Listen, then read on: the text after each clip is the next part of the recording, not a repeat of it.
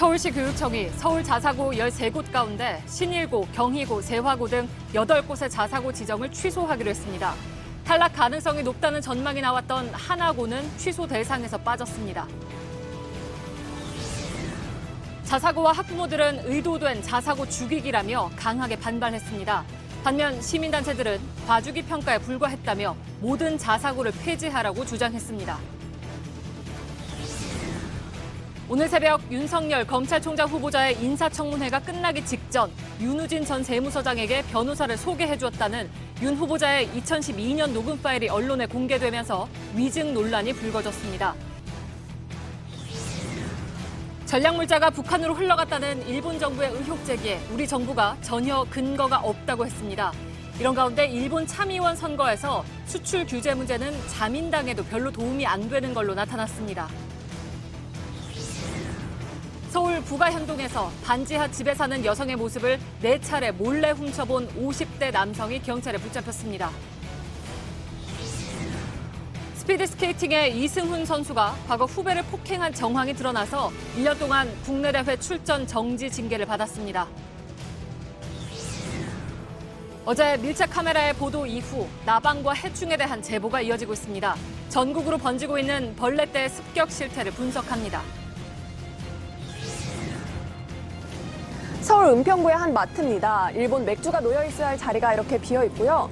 대신 일본 제품을 판매하지 않는다는 문구가 붙어 있습니다. 일본 정부의 수출 규제에 반발하면서 마트 측에서 자발적으로 붙여놓은 건데요. 오늘 밀착 카메라는 이전과는 다른 양상을 보이는 일본 제품 불매 운동의 현장을 다녀왔습니다. 예, 시청자 여러분, JTBC 뉴스룸을 시작하겠습니다. 서울시 교육청이 오늘 자사고 8곳을 지정 취소하면서 올해 전국 자사고 평가가 모두 마무리됐습니다. 교육청들은 전국 자사고 42개 가운데 올해 평가 대상인 학교 24곳에 대한 평가 결과를 2달에 걸쳐서 발표했죠. 지난달에 상산고를 시작으로 해서 지방에선 3개 학교가 그리고 서울에서는 13개 중에 60%에 달하는 8개 학교가 평가에서 탈락해서 일반고로 바꿔야 한다는 결과가 나왔습니다. 교육 현장은 찬반으로 갈리고 있습니다. 치열한 소송전도 예상되고 있습니다. 먼저 오늘 발표 내용을 박유미 기자가 보도해드립니다. 올해 평가 대상이 가장 많은 서울에선 신일, 경희, 세화고 등 8개 학교가 무더기 취소 통보를 받았습니다. 하나고와 한가람고 등 5개 학교는 자사고 지위를 유지하게 됐습니다. 탈락한 학교들은 학교 운영과 교육과정 영역에서 감점을 많이 받았습니다.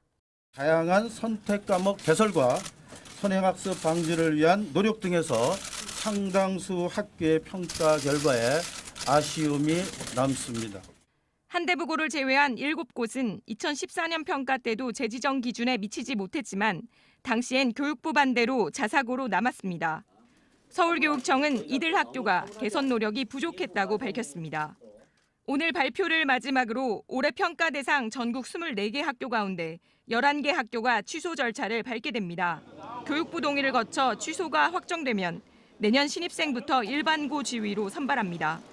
내년엔 전국 15개 자사고에 대한 평가가 예정돼 있습니다. 학교장과 학부모 등으로 구성된 자사고 연합은 각본에 짜맞춘 평가라며 감사원 감사 청구와 법적 대응을 예고했습니다. JTBC 박유미입니다. 오늘 발표와 관련해서 눈여겨볼 부분만 몇 개 좀 짚고 가겠습니다. 사회정책부 박진규 기자가 나와 있습니다. 우선 좀 짚어볼 것이 우리나라 교육계에서 자사고가 차지하는 비중이 과연 어느 정도 되는가? 어떻게 됩니까? 네, 자사고는 전국에 총 42곳이 있습니다. 우리나라 고등학교가 총 2,358곳이니까 단순 수치로는 1.7%에 불과합니다. 하지만 학생 선발부터 교육 과정까지 자율적으로 운영하는 특수성에다가 교육 정책을 둘러싸고 보수와 진보라는 이념 논쟁까지 더해지면서 사회적 논란의 한가운데에 서 있습니다. 오늘 탈락한 학교가 예상보다 많다는 분석이 나왔습니다. 왜 그렇습니까? 네, 일단 서울교육청은 학교들의 발전, 향상이 없었다, 아쉬움이 많다 이렇게 설명을 했습니다. 8개 학교를 보면 7곳이 5년 전 평가에서도 탈락 점수를 받았는데요. 평가 영역 중에 학교 운영과 교육 과정이 가장 중요합니다. 학생 선발을 공정하게 했느냐, 선행학습 방지에는 얼마나 노력했느냐 이런 것들인데 점수가 낮았다는 겁니다. 자사고 입장에선 근데 애초에 떨어질 수밖에 없었던 평가다 이렇게 주장을 하고 있네요. 네, 취약하거나 달성하기 어려운 부분을 교육청이 더 비중을 높여서 평가를 했다는 겁니다. 예를 들면 사회통합 전형 대상자 선발, 재정 지원 같은 평가에서 배점이 더 올라서 점수가 깎일 수밖에 없었다는 겁니다. 예. 어제 말씀드렸지만 가장 관심이 모았던 것은 이제 그 하나고 네. 서울에 있지만 전국에서 학생들을 모집할 수 있는 유일한 학교. 근데 떨어지지 않겠느냐 했는데 통과됐습니다. 네. 그죠? 그 이유는 어떻게 됩니까? 네, 이 하나고는 경고, 주의, 징계가 많아서 감점이 클 것이다 이렇게 예상을 했습니다. 이게 결정적인 요소가 되지를 못했습니다. 예. 교육청도 감점 12점짜리 학교가 통과하고 1점 감점 학교는 탈락하기도 했다 이렇게 설명을 했는데요. 같은 징계 사유면 대상자가 10명이든 20명이든 한 건으로만 계산했기 때문에 변별력이 떨어졌다고도 볼 수 있습니다. 예. 하나고는 2015년에 입시 부정 의혹이 있어서 교육청이 감사를 벌이기도 했는데 별 영향은 없던 셈이 됐습니다. 그거는 이제 평가 기준에 좀 맹점이 있다 이렇게 봐야 되겠군요. 그렇다면. 네. 예. 자, 남은 절차는 어떻게 됩니까, 이제? 우선 교육부로 공이 넘어가 있는 상태입니다. 오는 22일부터 3일간 탈락 학교를 대상으로 일단 의견을 듣는데 서울시 교육청이 오늘 발표를 번복할 가능성은 매우 낮아 보이고요. 이후에 교육부 장관이 재지정 취소에 동의할지 말지를 결정해야 합니다. 앞서 탈락했던 상산고를 놓고 야권 그리고 또 여권 내부에서도 형평성에 어긋난다면서 반발하는 목소리도 있기 때문에 정치권으로 논란이 번질 가능성도 있습니다. 예, 박진규 기자였습니다. 수고했습니다. 자사고와 일반고는 12월부터 원서를 받는데 자사고 입시를 준비하던 학생들로서는 좀 당혹스러울 것 같습니다. 재지정에서 탈락한 학교가 강북에서 많기 때문에 교육 격차가 커지는 것이 아니냐 이런 우려도 나왔습니다. 백민경 기자입니다. 자사고 진학을 준비하던 학생과 학부모들은 당혹스러움을 감추지 못했습니다. 두 개의 학교가 이제 경합을 벌이고 있었는데 하나가 없어졌으니까 학교의 경쟁률이 좀 올라가지 않겠습니까? 내년도에 또 재지정 평가를 받아야 되지 않습니까? 내년에도 세화여고, 양정고, 휘문고 등 15개 자사고가 평가를 앞두고 있습니다. 몇 달 안 남은 시점에서 갑자기 제가 준비하고 있던 자사고가 일반고로 전환이 돼서 살짝 당황스럽고. 교육청 발표 이후 지정 취소까지 학교의 의견을 들어보고 취소를 최종 결정하는 절차도 남아 있습니다. 이제 지금 중3 학생인데 이제 어떻게 하면 되겠냐고 지금은 뾰족히 뭐라고 뭐 학부모님이나 학생들한테 이야기해주긴 좀 어려운 상황입니다. 탈락한 학교가 강남, 목동 등 이른바 교육특구를 제외한 지역에 몰린 만큼 지역별 격차를 심화시킨다는 전망도 있습니다. 지정 취소된 학교를 중심으로 법적 대응도 준비하고 있어 한동안 후유증이 클 걸로 보입니다. JTBC 백민경입니다. 예, 오늘 2부에는 조희연 서울시 교육감이 출연할 예정입니다. 결국은 자사고를 다 없애기 위한 그런 의도를 가지고 있는 것이 아니냐라는 얘기들이 교육 현장에서 제일 많이 나오고 있는데 이 질문을 중심으로 진행하겠습니다. 어제 윤석열 검찰총장 후보자 청문회의의 핵심은 윤 후보자가 윤우진 전 용산서무서장 사건의 이남석 변호사를 소개해 주었느냐 이 여부였습니다. 윤 전 서장은 윤석열 후보자와 가까운 윤대진 검찰국장의 형이죠. 윤 후보자는 청문회 내내 그런 일이 없다고 답했는데 자정을 넘겨서 내가 소개시켜줬다는 내용의 과거 윤 후보자 녹음 파일이 공개됐습니다. 먼저 유한울 기자입니다. 자정을 넘긴 시간 청문회장 분위기가 바뀌기 시작했습니다. 윤석열 후보자가 2012년 한 전화 인터뷰가 공개됐기 때문입니다. 혹시 이남석 변호사를 윤우진 씨한테 소개를 시켜주셨나요? 소개를 시켜줬죠. 내가 얘기해줄게. 윤 후보자의 답변과는 다른 얘기입니다. 야당의 질타가 이어졌습니다. 너 가서 이렇게 얘기해라. 갑자기 뭐 이러면 안 되니까 너가 문자 보내라. 이런 거는 다 코치를 해줬잖아. 후보자가. 근데 왜 오늘 하루 종일 도대체 부인을 한 거예요? 아침에 한 속기록을 다 가지고 와서 여기서 그럼 밝혀야 되겠습니까? 정의를 얘기하시는 분이 이렇게 지금 거짓말을 하면서도 또 변명을 합니까? 여당에서도 지적이 나오자 윤 후보자는 오해의 소지가 있었다고 답했습니다. 그렇게 오해를 하셨다면은 제가 그 부분에 대해서 설명을 좀 잘 못 드린 것 같습니다. 한국당과 바른미래당은 윤 후보자가 위증을 했다며 사퇴를 요구했습니다. 민주당과 민주평화당은 중대한 사안이 아니라며 적격 판단을 내렸습니다. 정의당은 윤 후보자가 보다 명쾌하게 해명해야 한다고 했습니다.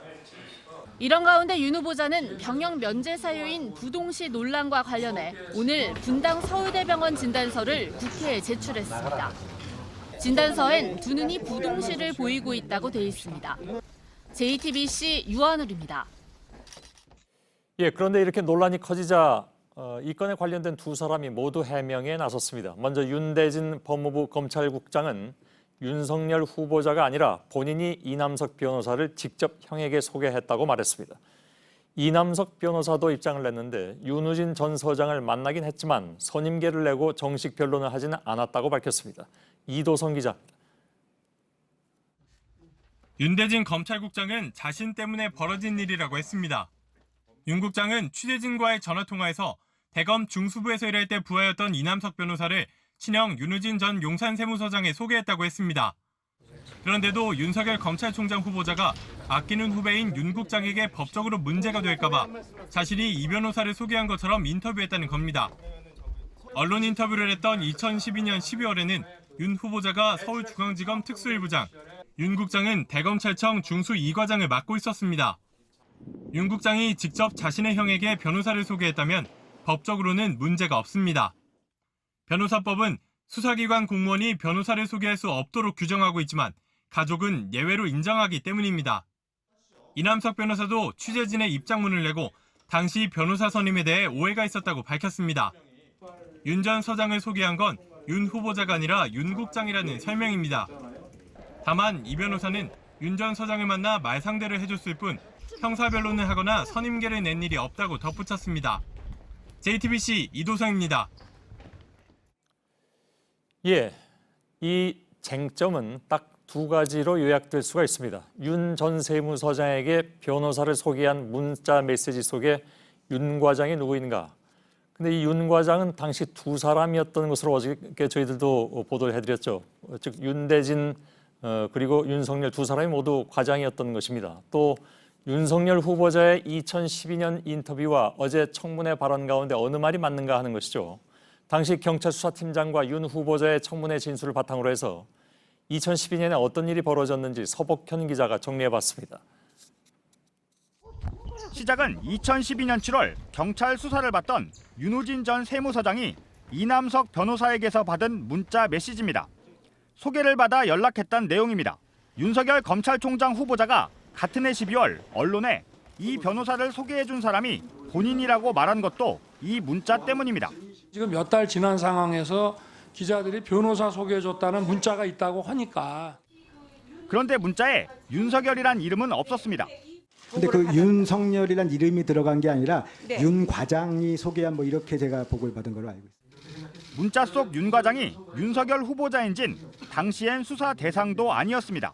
부장검사 A씨가 윤 전 서장의 변호사를 소개하는 단서를 잡았고 그 단서에 대해서 수사를 어느 정도까지는 했다고 보는데 맞습니까?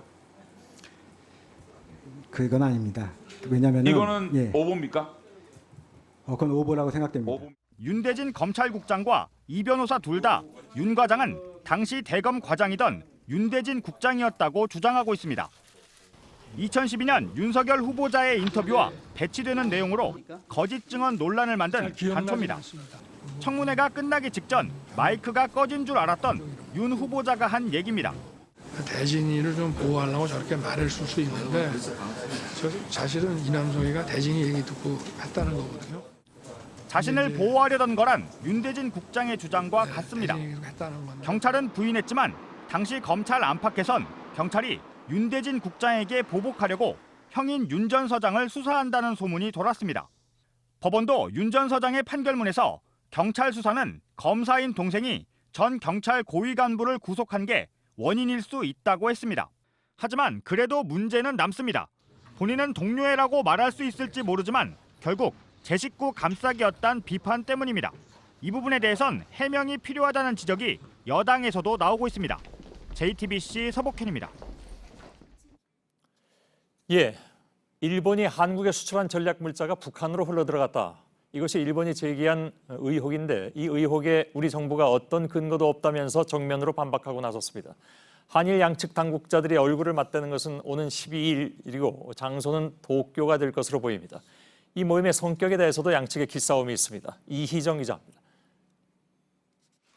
성윤모 산업부 장관은 전략물자가 북한으로 흘러갔다는 일본 정부의 주장을 전혀 근거가 없다며 일축했습니다. 일본으로부터 수입된 불화수소가 북한을 포함한 유엔결의 제재 대상국으로 유출되었다는 어떠한 증거도 발견되지 않았습니다. 일본이 수출을 규제하는 명분으로 안보 문제를 끌어들이려 하자 공식적으로 반박에 나선 겁니다.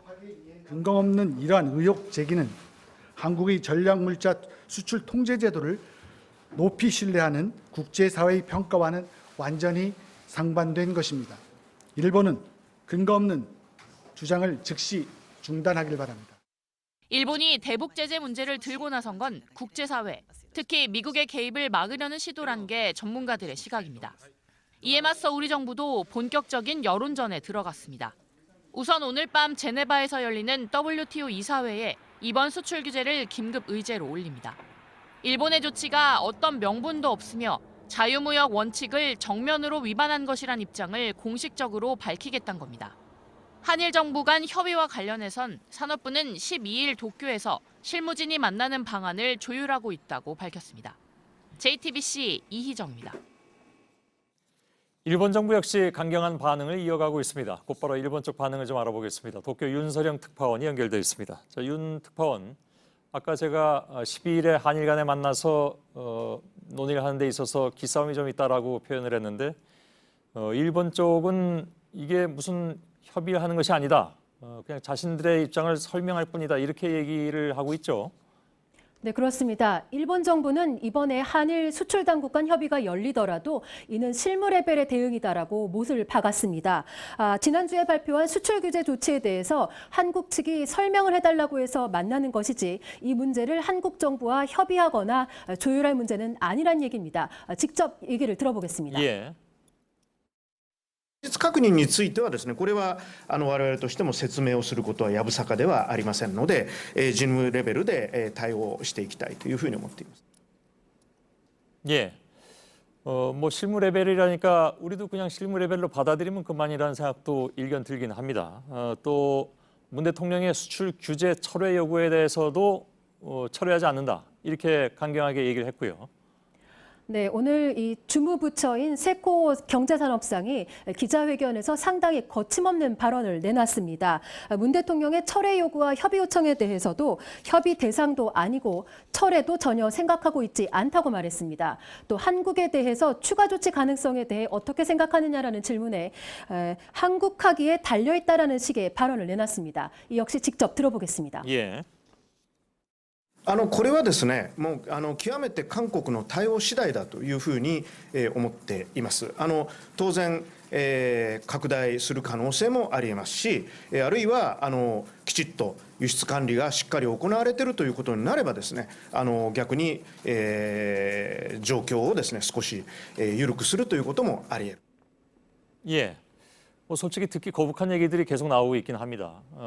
아베 정권은 이 수출 규제 조치를 명확하게 정치 논리로 접근하고 있는 건 맞는데 실제로 이것을 받아들이는 일본의 유권자들, 그러니까 지금 참의원 선거가 남아 있잖아요. 유권자들의 반응은 어떻게 나오고 있습니까?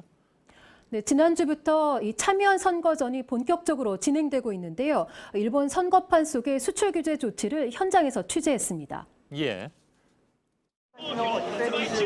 직장인들이 많이 오가는 도쿄 신바시역 광장. 집권 여당인 자민당의 합동 유세가 벌어졌습니다.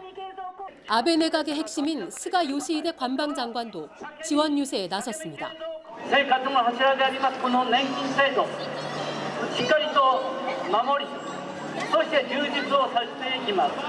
실제 유세 현장에선 정부가 내놓은 한국에 대한 수출 규제 조치에 관한 언급은 없었습니다. 하지만 아베 내각의 고문 역할을 하는 이이지마 이사오 내각 관방 참여의 말은 달랐습니다. いや、大したことない。もしやるんだったらあと1100品目あるからことごとく規制すればいいっての。 구체적으로 그게 무엇인지는 언급하지 않았습니다. いや、それはちょっと言えません。現実に 3.11 の災害の時、海外で韓国だけは自動車から何から全部操業停止になっちゃったの。それだけ日本の部品に頼ってるってことだな。 반면 유권자들은 한국 수출 규제 조치에 대해 별로 관심을 보이지 않았습니다. 反対です。そもそもなんで制裁とかをしなきゃいけないのかがよく分かってないんで。いや別に関係ないです。そこにだけ対してだから票を入れるとかないです。総合的な判断で入れんじゃない。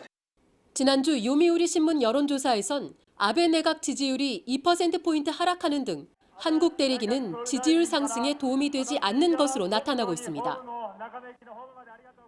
예, 잘 들었습니다. 사실 아베 입장에서 소위 빅픽처, 그러니까 더 큰 그림이 있다면 참의원 선거에서의 어떤 영향은 본인이 신경 안 쓸 수도 있는 것이고요. 그래서 이제 나온 얘기인데 조금 전 리포트만 놓고 보면 더 추가 조치가 있을 가능성이 있습니다. 아까 뭐 1,100개 운운한 것도 마찬가지고. 그래서 우리 정부 입장에서도 대비를 해야 하는데 일본에선 어떤 전망이 나오고 있습니까? 네, 당장 오는 18일 일본 측이 이 강제징용 재판 문제와 관련해서 중재위 구성을 요청한 시한이 첫 번째 고비가 될 수 있습니다. 예. 일본 정치권에서는 8월까지 순차적으로 추가 조치가 나올 거라는 전망이 우세합니다. 이런 상황에서 우리 정부가 대응 조치를 구상한다고는 하고 있지만 실질적으로 맞대응이 가능할 것인지에 대한 우려도 나오고 있습니다. 예, 도쿄에서 윤서령 특파원이 전해드렸습니다. 수고했습니다. 동해안의 경계를 맡고 있는 육군 23사단 소속의 한 병사가 어제 스스로 목숨을 끊었습니다. 해당 병사는 최근 북한 어선이 들어왔던 삼척항 일대를 관할하는 부대에서 근무했는데 극단적인 선택을 한 이유가 북한 어선 사건과 관련이 있다는 주장이 소셜미디어로 돌았지만 발견된 유서에는 그런 내용은 없었습니다. 김태영 기자입니다. 육군 23사단 소초 근무병사인 A일병이 스스로 목숨을 끊었습니다. 군 관계자는 지난 4월 소초에 투입된 A일병이 간부로부터 업무 관련 질책을 받아온 사실을 확인했다며 면밀히 조사할 방침이라고 말했습니다. 다만 폭행 등의 가혹 행위는 없었던 것으로 알고 있다고 덧붙였습니다. 해당 부대가 지난달 북한 어선이 입항한 삼척항 일대를 관할한 것으로 알려지면서 한때 사회관계망 서비스를 통해 A일병이 관련 조사를 받는 과정에서 심리적 압박을 받았다는 내용이 퍼지기도 했습니다. 군은 사건 발생 당시 근무자가 아니었다며 어떤 형태로든 조사를 받은 적이 없다고 해명했습니다. A일병의 휴대전화에서 발견된 유서에서도 북한 어선과 관련된 내용은 없는 것으로 전해졌습니다. JTBC 김태영입니다. 스피드스케이팅의 이승훈 선수가 과거 후배를 폭행한 정황이 확인돼서 1년간 출전 정지 처분을 받았습니다. 문화체육관광부가 특정감사로 이승훈의 폭행 의혹을 제기한 지 14개월 만에 내려진 빙상연맹의 징계입니다. 문상혁 기자입니다. 지난해 5월 문체부는 빙상연맹 감사를 통해 이승훈이 국가대표 후배 선수 2명을 폭행한 의혹이 드러났다고 밝혔습니다. 스피드스케이팅 국가대표 선수가 국제대회 기간 중 해외 숙소 또는 식당에서 후배 국가대표 선수들의 폭행과 가혹 행위를 했다는 진술이 있었습니다. 2013년 후배 머리를 때리고 물구나무를 서게 하며 가혹 행위를 하고 그리고 2011년과 2016년에도 또 다른 후배를 폭행한 게 문제가 됐습니다. 빙상연맹은 진상조사에 나섰고 14개월이 지나서야 이승훈에게 1년간 대회 출전을 금지하는 징계를 내렸습니다. 내년 7월 초까지 뛸 수 없는데 빙상연맹의 징계는 국내 대회에 한정됩니다. 평창올림픽 후 네덜란드 실업리그에서 뛰고 있는 이승훈의 해외 활동은 가능합니다. 이승훈은 폭행한 적은 없다고 주장하고 있는 것으로 알려졌습니다. 오는 15일까지 대한체육회에 재심을 신청하지 않으면 이승훈의 징계는 확정됩니다. JTBC 문상혁입니다. 어제 경남 거제에서 흉기로 한 명을 숨지게 하고 아파트 옥상에 올라가서 경찰과 맞섰던 40대 남성이 오늘 새벽에 끝내 투신해 숨졌습니다.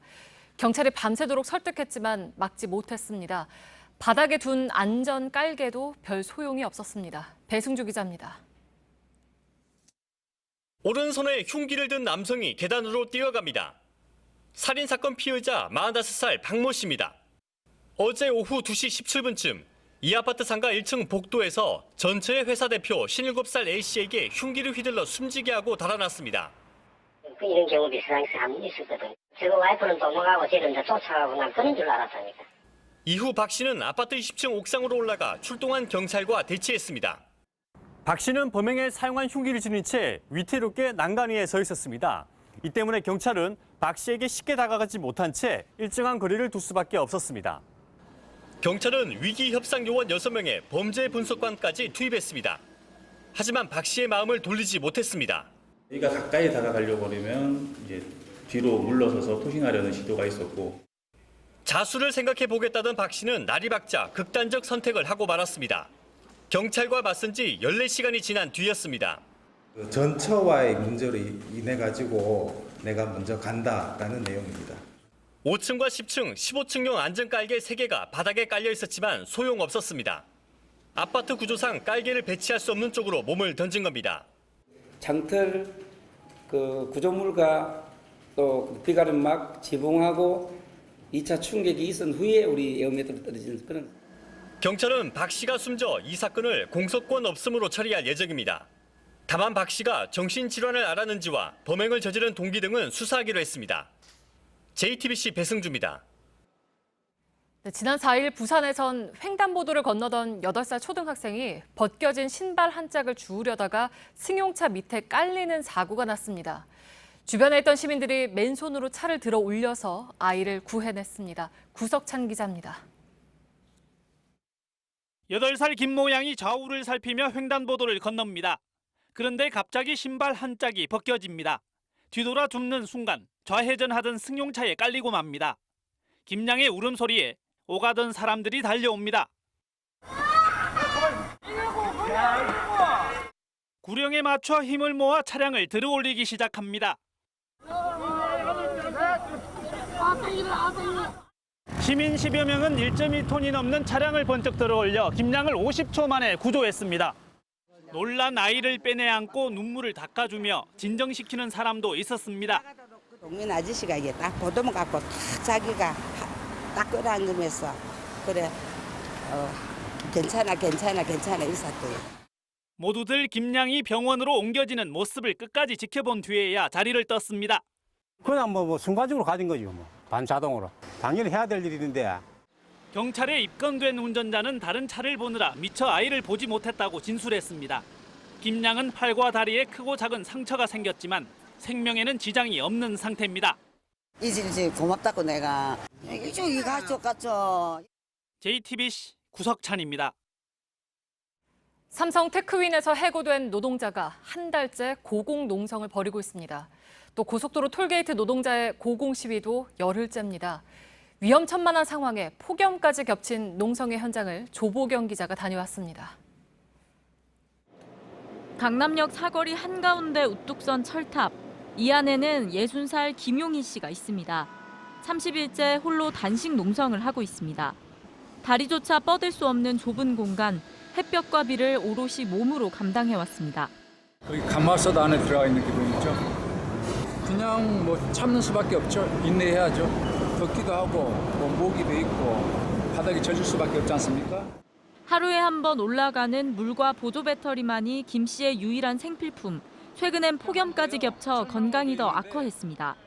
만약에 쓰러진다든지 이럴 경우에 이제 아무도 이제 알 수가 없다는 게 최고 걱정입니다. 그래서 하루에 뭐 30분에 한 번, 1시간에 한 번씩 이렇게 전화를. 김 씨는 삼성 테크윈에서 1997년 해고됐습니다. 노조를 만들려 했다는 이유 때문이라고 김 씨는 말합니다. 그로부터 24년째 복직을 요구했고 회사로부터 대답을 듣지 못해 이곳으로 올라왔습니다. 내일이 이제 제 정년일이지 않습니까? 네. 예, 지상에서는 네. 해볼 싸움 다 해봤잖아요. 네. 단식도 하고 구속도 돼보고 마지막 삼성의 협상을 끌어낼 희망으로. 팔과 다리 곳곳에 상처가 가득합니다. 10일째 톨게이트 지붕에서 직접 고용을 요구하며 농성 중인 톨게이트 노동자들의 모습입니다. 폭염에 매연에 벌레까지 상처가 번져 2차 감염도 우려됩니다. 얼굴에 자꾸 뭐가 물리는 건지 이게 이렇게 부분 계속 이렇게 자꾸 이렇게 생기고 있고 이게 이제 염증화되는 거예요. 피부로 느껴지는 건 거의 한 40도가 훌쩍 넘어요. 한 45도 정도는 느껴지는 것 같아요. 체감 온도 자체가. 고공농성의 위험과 폭염 속에서 목숨을 건 이들의 농성은 이어지고 있습니다. JTBC 조보경입니다. 50대 남성이 20대 여성의 집 안을 몰래 훔쳐보다가 붙잡혔습니다. 그런데 경찰은 범행 장면이 정확하지 않다며 이 남성을 그냥 돌려보냈습니다. 피해 여성이 CCTV를 직접 찾아서 전달한 뒤에야 체포했습니다. 이상엽 기자입니다. 50대 남성 A씨가 한쪽을 뚫어지게 바라봅니다. 그리고 담을 넘습니다. 그 뒤 집안을 한참 동안 쳐다봅니다. 20대 여성이 사는 집입니다. 바깥에서 누군가가 본다는 걸 눈치챈 피해 여성은 곧바로 경찰에 신고했습니다. 하지만 경찰은 A씨와 맞닥뜨리고도 그냥 돌려보냈습니다. 이 동네에 살고 있고 화장실을 다녀왔다고 답하자 이름과 사는 곳 등만 확인하고 보낸 겁니다. 피해 여성은 JTBC 취재진과의 통화에서 경찰에게 현장을 더 봐달라고 부탁했지만 오히려 경찰은 공무집행 방해가 될 수 있다고 말했다고 했습니다. 불안감에 휩싸인 피해 여성은 직접 현장을 다니며 CCTV 영상을 확보했습니다. 집 주변 CCTV에서 인상착의가 비슷한 사람을 찾아냈고 다시 경찰에 신고했습니다. 경찰은 범행 하루 만인 지난 3일 밤 주거 침입 혐의로 긴급 체포했습니다. 경찰은 JTBC 취재진에게 확보한 CCTV엔 범행 장면이 정확하게 잡히지 않았다면서 적극적으로 수사하지 않은 건 잘못이라고 해명했습니다. JTBC 이상엽입니다. 분양가 상한제를 재개발, 재건축 아파트로 확대하는 것을 검토하겠다는 어제 김현미 국토부 장관의 발언이 시장에 파장을 일으키고 있습니다.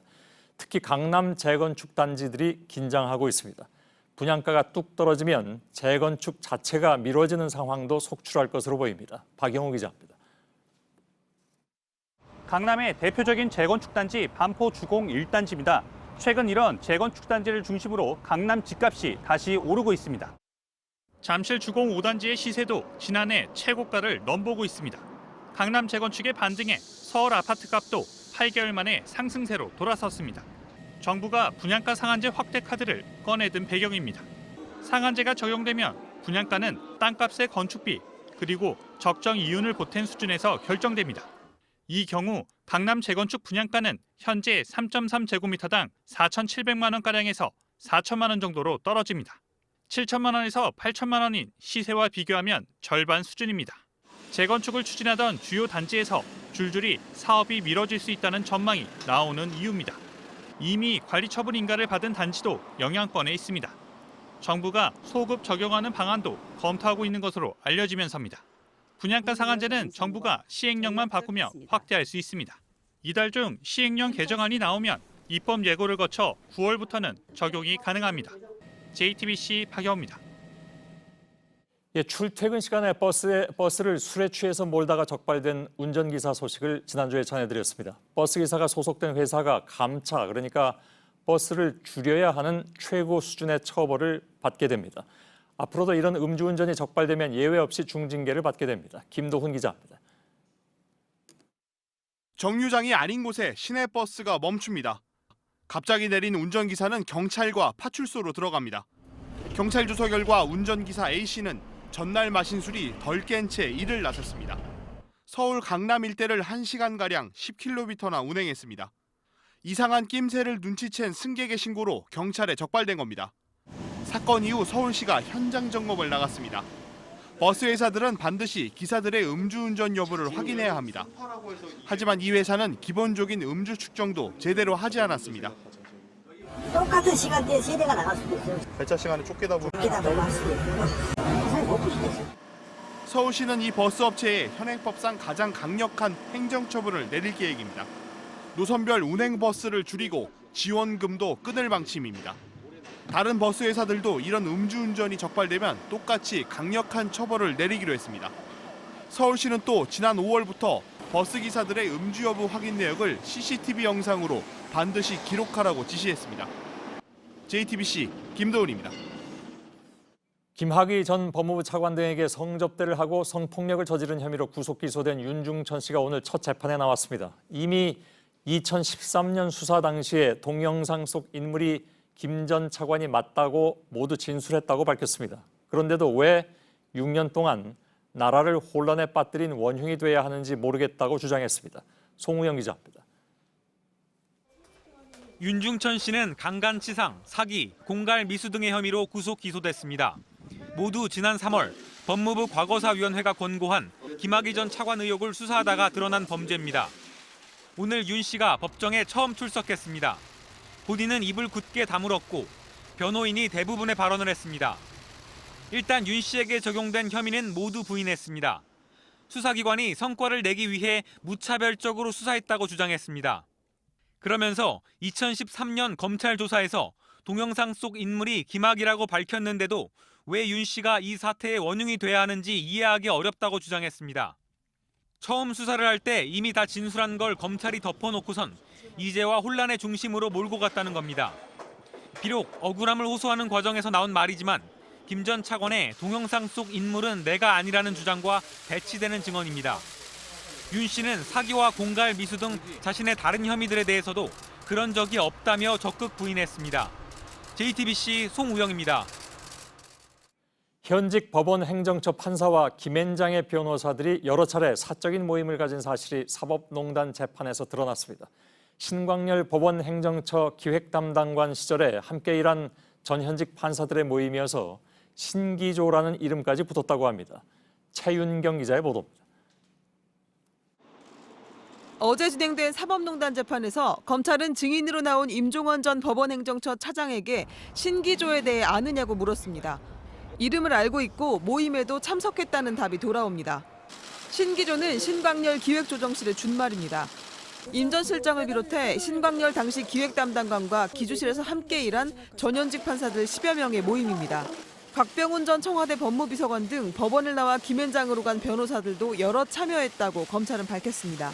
현직 판사와 김앤장 변호사들이 과거 인연을 고리로 사적인 모임을 가져온 겁니다. 이번 재판에선 임 전 차장이 구성원인 곽 변호사를 법무비서관으로 추천한 정황도 나왔습니다. 증인으로 출석한 곽 전 비서관도 법원 행정처의 의사가 자신의 인사에 반영 참작된 것으로 안다고 말했습니다. 모임의 중심인 신광열 판사는 2016년 정은호 게이트 당시 검찰 수사 기록을 빼내 행정처에 보고한 혐의로 지난 3월 재판에 넘겨졌습니다. JTBC 최윤경입니다. 예, 지난 주말에 한 시청자께서 북한산에서 찍은 나방떼를 동영상으로 제보한 이후에 점점 더 얘기가 좀 커지고 있습니다. 그 이후에 굉장히 많은 제보가 들어왔고요. 결국 저희들이 어제 밀착 카메라에서 시커먼 파리떼와 전쟁을 벌이는 세종시 또 나방떼가 극성인 강원 춘천시의 상황을 보도해드렸습니다.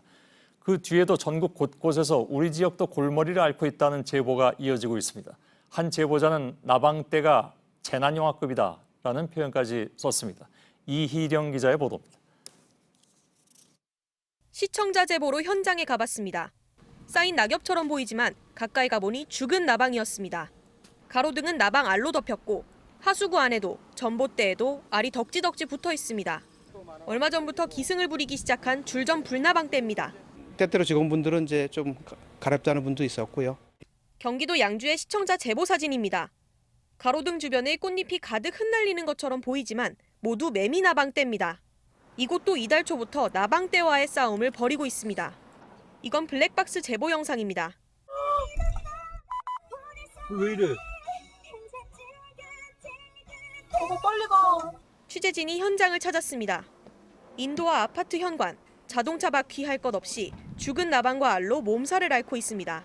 너무 깜짝 놀라갖고 한마디로 울 정도니까 와이프가 가늠이 안 돼요. 수천 마리 되죠, 수천 마리. 아이를 키우는 주민은 걱정이 큽니다.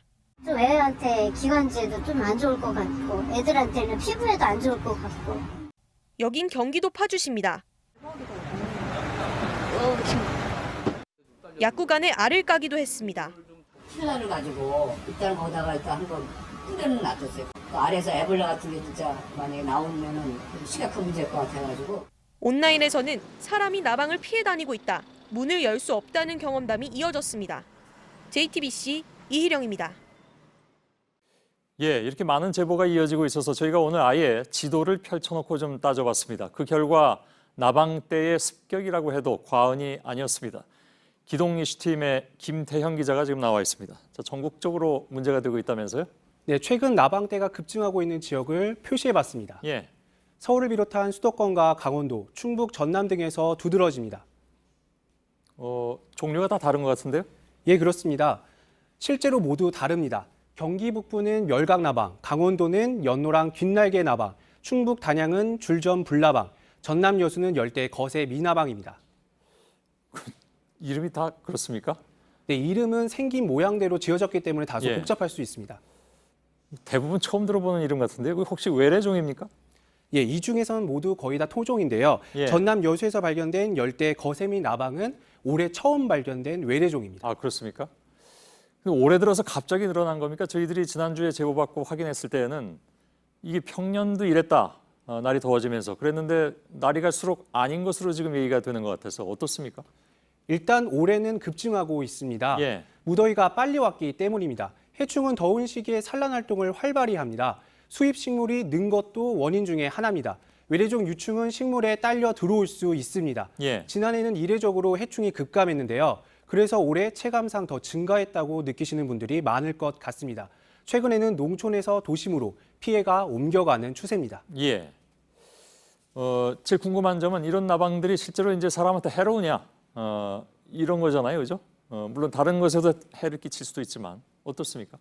일단 나방 날개에 묻어있는 가루가 문제입니다. 예. 알레르기 반응을 일으킬 수 있기 때문에 특히 영유아나 노년층에선 더욱 주의하셔야 합니다. 예. 농작물에도 피해를 줄 수가 있습니다. 사체가 쌓여 경관물을 해치는 것은 물론이고 위생 문제가 발생할 수도 있습니다. 그렇군요. 자, 더 더워지면 뭐 이런 해충이 또 더 늘어날 수도 있는 것이고 무엇보다도 이제 전국적으로 이렇게 문제라면 뭔가 좀 대책이 필요한 것이 아닌가 어떻습니까, 그거는? 현재로서는 미흡해 보입니다. 지자체별로 해충 신고가 들어오면 일단 알집을 없애거나 방역하는 것 외에는 마땅한 방법이 없는 상황입니다. 또 담당 부처도 제각각입니다. 농촌이면 농림축산식품부, 산이면 산림청, 질병이면 질병관리본부 이렇게 나뉘어져 있습니다. 예. 전문가들은 지구온난화로 이런 현상이 계속될 수 있기 때문에 앞으로는 통합 시스템이 더욱 마련돼야 한다고 말하고 있습니다. 예, 알겠습니다. 김태형 기자로부터 알아봤습니다. 수고했습니다. 일본이 과거 중일 전쟁 당시에 독가스 폭탄을 사용했다는 전쟁 보고서가 처음으로 공개됐습니다. 보고서는 이 독가스가 피부와 호흡기를 파괴해서 효과가 매우 컸다고 기록하고 있습니다. 보고서를 공개한 일본의 역사학자는 일본 정부의 역사를 겸허하게 바라볼 것을 촉구했습니다. 베이징에서 신경진 특파원입니다.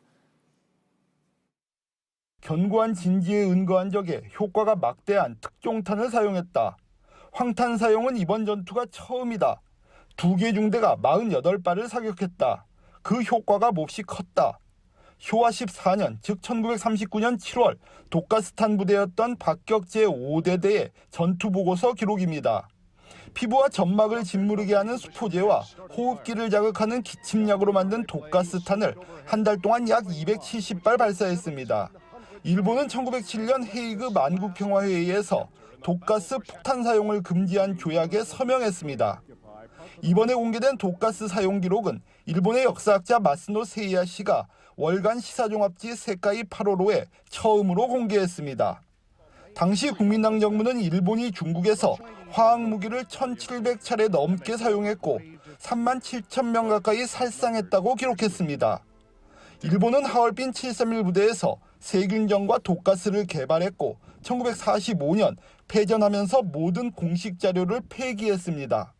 마스노 씨는 일본에서 최근 역사적 사실을 대하는 성실함이 사라지고 있다며 전쟁의 실태를 겸허하게 바라볼 것을 일본 정부에 촉구했습니다.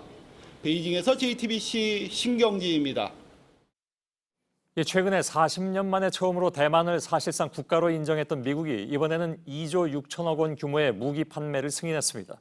중국은 당장 강하게 반발하고 나섰습니다. 무역 분쟁으로 불붙은 미중 갈등이 안보 분야로 번지고 있습니다. 이한길 기자입니다.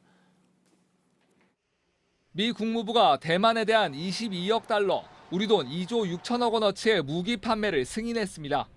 이번에 판매하는 무기는 에이브람스 전차 100여 대와 휴대용 지대공 미사일인 스팅어 250기 등입니다. 이외에도 장갑차와 기관총, 탄약 등이 포함된 것으로 알려졌습니다. 미 의회가 무기 판매를 거부할 수 있지만 그럴 가능성은 작다고 외신들은 보도했습니다. 미국은 이번 무기 판매로 대만의 방어 능력이 강화될 것이라고 밝혔습니다. 결과적으로는 미국의 외교 정책과 국가 안보에도 도움이 될 것이라고 했습니다. 현재 대만의 군사력은 중국에 비해 크게 떨어지는 수준입니다. 중국의 군사력은 세계 3위, 대만은 22위입니다. 병력은 중국이 10배 이상 많고 탱크와 전투기 숫자 면에서도 중국이 훨씬 앞섭니다. 무기 판매 사실이 알려지자 중국은 즉각 취소하라며 반발했습니다. 粗暴干涉中国内政，损害中国主权和安全利益，中方对此表示强烈不满和坚决反对。 그러면서 대만을 중국 영토의 일부로 보는 하나의 중국 원칙을 존중하라고 미국에 요구했습니다. JTBC 이한길입니다. 치킨에 시원한 생맥주 한 잔. 오늘부터는 집에서도 맘 편히 즐길 수 있게 됐습니다. 사실 그동안 일부 치킨 가게에서 생맥주를 페트병에 덜어서 배달하기도 했죠. 모두 불법이었는데 정부가 법을 고쳐서 허용하기로 했습니다. 정재우 기자입니다. 이렇게 페트병에 담긴 생맥주를 배달하는 모습 자주 보셨을 텐데요. 지금까지는 불법이었지만 앞으로는 배달이 가능해집니다. 불법 논란이 불거진 건 지난주입니다. 배달앱 업체에서 생맥주를 나눠 담는 용기를 가게 주인들에게 팔려고 하자 생맥주 배달 자체가 불법이라는 지적이 나왔습니다. 캔맥주나 소주와는 달리 생맥주를 배달하려면 가게에서 페트병 같은 작은 용기에 나눠 담아야 합니다. 그런데 이 나눠 담는 일이 술을 가공하거나 조작하는 일이라서 불법이라는 겁니다. 정부는 법을 고쳐서 앞으로 생맥주도 합법적으로 배달할 수 있도록 했습니다. 점주들은 반깁니다. 논란 이후에 아예 맥주 배달을 안 했죠. 앞으로 이제 뭐 가능하다고 하니까 이제 홍보도 좀 하고 또 매출에 많은 도움이 될 거라고. 하지만 술만 배달하는 건 여전히 불법입니다. 치킨 등 음식에 곁들여 마시는 용도로만 가능합니다. 정부는 음식값이 술값보다 비쌀 때에만 함께 배달할 수 있도록 하는 방안을 검토 중입니다. JTBC 정재우입니다. 배달 노동자들과 배달 대행업체가 단체 협약을 맺었습니다. 표준 계약서를 쓰고 노동 환경을 개선하기로 했습니다. 우리나라 배달업계에서 처음 있는 일입니다. 이렇게 의미 있는 첫걸음을 떼기까지 어떤 여정을 거쳤는지 오선민 기자가 취재했습니다.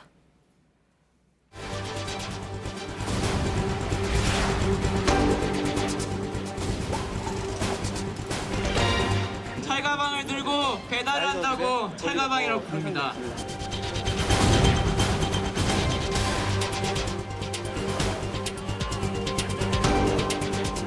편안함의 이면에는 라이더의 피와 땀과 눈물이 있다.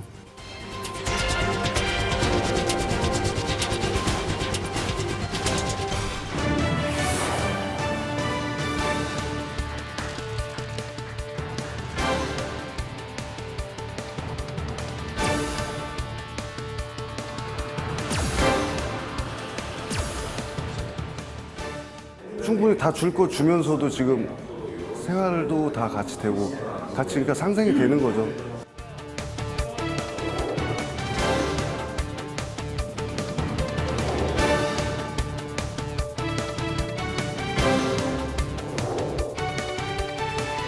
라이더들의 노동 조건이 산업의 새로운 규칙이자 기준이 될 수 있다고 생각을 하고.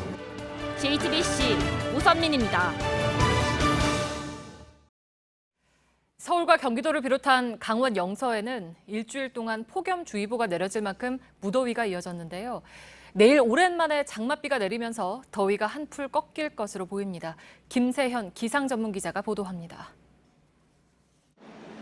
지난 2일 폭염주의보를 시작으로 오늘까지 서울과 경기도, 강원 영서에 더위가 계속됐습니다.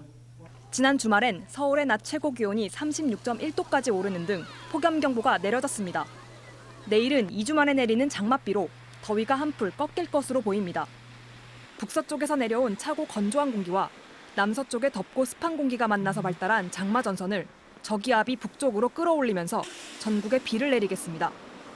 장맛비는 오늘 밤 제주를 시작으로 내일 전국으로 확대되겠습니다. 강원 영동과 경상 해안은 100에서 200mm 이상, 그 밖의 지역은 20에서 60mm의 비가 예상됩니다. 장마 전선과 함께 올라오는 저기압이 동풍을 강하게 만들고 강해진 동풍이 산맥과 부딪혀 비구름을 강하게 만들기 때문입니다. 장맛비는 목요일 오후 그치겠고 장마 전선은 다시 남쪽으로 내려갈 것으로 보입니다. JTBC 김세연입니다. 일본의 강제징용에 사죄하라며 미쓰비시 계열사 사무실을 항의 방문한 대학생들이 경찰에 연행됐습니다. 한국대학생진보연합 소속 25명은 오후 1시쯤 서울 중구의 미쓰비시 계열사 사무실을 찾았습니다. 이들은 강제징용을 사죄하고 경제보복을 중단하라며 연좌 농성을 벌이다 2시간 반 만에 경찰에 모두 체포됐습니다. 한국대학생진보연합은 경찰의 연행에 항의하며 규탄 기자회견을 열었습니다. 위안부 피해자 할머니들이 소녀상에 침을 뱉은 남성들을 처벌하지 말라는 뜻을 밝혔습니다. 할머니들은 잘못된 역사 인식을 갖게 놔둔 우리 사회의 책임도 있다며 이들이 사과한다면 받아들이고 몸소 겪은 역사를 알려주고 싶다고 말했습니다. 경찰은 경기도 안산에서 소녀상에 침을 뱉고 엉덩이를 흔든 남성 4명을 모욕 혐의로 입건해 수사하고 있습니다. 스스로 목숨을 끊은 전직 육군 중사의 방에서 대전차용 연막탄 5개를 비롯해 군용 무기 70여 개가 발견됐습니다. 경찰은 어제 신고를 받고 현장을 확인한 결과 테러 등 대공 용의점은 찾지 못했다고 밝혔습니다. 군 당국은 무기가 어떻게 반출됐는지를 조사하고 있습니다. 독도에 관광객을 위한 우체통이 생깁니다. 새 우체통은 배가 드나드는 길목에 둘 예정인데 이르면 다음 달부터 이용할 수 있습니다. 그동안 독도에는 경비대 막사 앞에 우체통이 하나 있긴 했지만 관광객들은 이용하지 못했습니다. 지난 5월 인도에서 2번째로 높은 히말라야 봉우리 정복에 도전하던 다국적 등반팀 모두가 숨지는 사고가 있었습니다. 이 시신을 수습한 인도 티베트 경비대가 이들과 함께 눈 속에 묻혀있던 비디오 메모리를 찾아서 공개했습니다. 영상에는 8명의 마지막 모습이 담겨 있습니다. 김혜미 기자입니다. 어둠 속 들리는 건 황량한 바람 소리뿐입니다. 앞서가는 사람도 뒤따르는 사람도 한 걸음을 내딛기가 힘듭니다. 멀리 동료가 보내는 불빛이 눈에 들어옵니다. 날이 밝아도 나아질 건 없습니다. 거친 숨소리를 내쉬며 눈비탈을 조심스럽게 내딛습니다. 이렇게 줄을 맞춰 걷던 영국, 미국, 호주, 인도 국적의 동료 8명은 이후 눈사태와 함께 모두 사라졌습니다. 인도에서 2번째로 높은 해발 고도 7,816m인 히말라야의 난다데비봉을 향해 걷던 길이었습니다. 구조 작업은 이들이 실종된 지 일주일이 넘은 6월에야 시작됐고 7명이 숨을 거둔 채 발견됐습니다. 인도 티벳 경비대는 현지 시간 8일 현장 수습 중 비디오 메모리를 발견했다며 마지막 영상을 공개했습니다. 경비대 대변인은 갑자기 큰 소리가 나더니 더는 아무것도 찍히지 않았다고 전했습니다. JTBC 김혜미입니다. 부패한 대회였다. 브라질을 위해서 조작됐다. 메시가 쏟아낸 거친 말들입니다. 코파 아메리카는 끝이 났지만 이 말 때문에 여전히 시끄럽습니다. 늘 칭찬과 함께했던 메시는 이번엔 가시돋친 비판 그리고 징계와 싸워야 할 판입니다. 백수진 기자입니다. 끝까지 공을 쫓는 메시와 공간을 내주지 않는 수비수. 두 선수의 신경전은 몸싸움으로 번졌고 나란히 레드카드를 받았습니다. 그렇게 메시의 코파 아메리카는 끝났습니다. 5경기에 나와 페널티킥 1골이 전부. 아르헨티나 유니폼만 입으면 이상하게 운이 따라주지 않았는데 이번에는 불명예까지 떠안았습니다. 아르헨티나가 3위로 대회를 마친 뒤 쏟아낸 말이 문제였습니다. 부패한 대회의 일부가 되기 싫다며 시상식에 나타나지 않았습니다. 준결승에서 브라질에 패한 뒤엔 아르헨티나에 페널티킥을 2번이나 주지 않았다고 불만을 털어놨습니다. 브라질을 위해 조작됐다는 말까지 했습니다. 남미 축구연맹은 대회가 끝나자 메시가 남미 축구를 모욕했다며 징계 논의에 들어갔습니다. 길게는 2년 동안 아르헨티나 대표로 뛰지 못할 수도 있다는 전망이 나옵니다. 그렇게 되면 2022년 월드컵을 향한 예선뿐 아니라 내년 열리는 코파 아메리카에서 메시를 볼 수 없습니다. 징계 여부를 떠나 메시는 축구 그리고 상대를 향한 존중이 부족하다는 비판과 마주하고 있습니다. 브라질 선수들은 우리는 우승을 거저었지도 훔치지도 않았다며 불편함을 드러냈습니다. 브라질 치치 감독은 메시는 패배를 받아들일 줄 알아야 한다고 꼬집었습니다. JTBC 백수진입니다.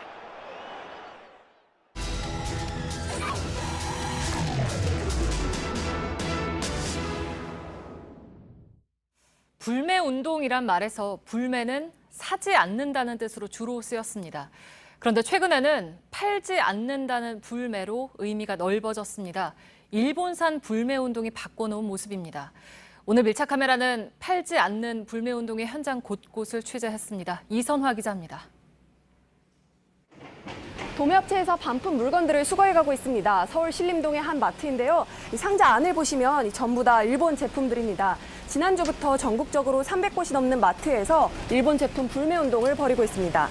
보통 저희가 하루에 한 5군데? 당분간은 뭐 매출은 어느 정도 이제 감소가 되지만, 근데 뭐 상황이 그러다 보니까. 마트 창고 안쪽으로 들어오면요, 이렇게 한켠에는 일본 제품들이 놓여 있는데, 보시면 된장이랑 간장도 있고요. 이렇게 과자랑 사탕도 있습니다. 총 15가지 종류 정도 되는데 이미 2차례 반품 차량이 왔다 가고 남은 것들입니다. 과거사 반성도 없는 일본이 오히려 반성은커녕 경제 제재를 하게 된 거에 대해서 불만이 많았는데 큰 도움은 안 되지만 작게나마 도움이 되고자. 서울 북가자동의 또 다른 마트에서도 지난주부터 일본 제품이 사라졌습니다. 뺐습니다. 줄 있던 거예요? 그렇죠. 판매를 중지하려고. 마트 주인은 단골 손님 2,500여 명에게 미리 안내 문자를 보냈습니다. 저도 마트가 지금 20년이거든요. 진짜 어지간하면 타협을 하고 저기 하고 다 이랬었는데 불매운동을 한 적은 처음이에요. 나라가 있어야 제가 있는 거잖아요. 손님들도 써왔던 일본 제품을 찾지 않습니다. 우리가 자주 먹는 커피 무슨 커피인데 그것도 일본 차라고 하더라고요. 커피 다른 것도 많은데 이거 먹자. 일본 오차 그게 좀 맛있어서 정말 안 먹고 싶어요. 이제는 오차도 안 드시고 싶어요? 온차도 안 먹을 거예요 이제. 개별적으로 동참하는 편의점도 있습니다. 팔으라고 너무 또 그렇게 하지 말라고 또. 왜냐면은 잠깐 또 그러면은 또 구매량에 대해서 또 다른 거를 또 얽힐 수 있다고. 일본 맥주의 경우 전주 대비 주말 판매량이 줄었습니다. 토요일날 여기 물총 축제할 때는 일본 맥주가 제일 늦게 팔렸어요. 나머지 싹 다 팔리고. 서울 시내의 일본 제품 매장들도 한산합니다. 일본에서 아베가 그렇게 나오면 우리도 여기서 불매해야지. 안 사면 안 사는 거지 뭐. 우리 것도 많은데 뭐. 정치로 풀어야 한다고 말하는 사람들도 있습니다. 저는 뭐 필요하면은 사도 된다고 생각해요. 그 뭐 이거 사는 거 갖고 뭘 그거 하는 게 아니라 정치는 정치하는 사람들 해야지. 일본산 자동차 매장 앞에선 1인 시위도 이어집니다. 어쨌든 불매운동이 불매운동으로 끝날 게 아니라 이 불매운동이 가졌던 분노들이 좀 모아져서 아마 역사청산으로 갈 수 있는 쪽으로 이제 함께를 해야 되는 것 같고. 수입 대행사는 난감합니다. 한국을 찾은 일본인들은 과거와 다른 방식으로 불매운동이 일어나고 있다고 말합니다. 昔だったら日本に対する嫌悪感をストレートにもっと言えたのかもしれないけど、なんかちょっと仲良くなってきたから、なんか匿名でできる行動としてるのかな。 일본 불매운동이 처음 시작됐을 때만 해도 이렇게 보이콧 재팬이 적힌 사진과 함께 사지 말아야 할 제품의 목록이 돌았습니다. 하지만 최근에는 I love Korea가 적힌 사진이 확산되고 있는데요. 이처럼 좋았다 나빴다를 반복하는 한일 관계 속에서 시민들의 대응 방식도 변화하고 있습니다. 밀착 카메라 이선화입니다.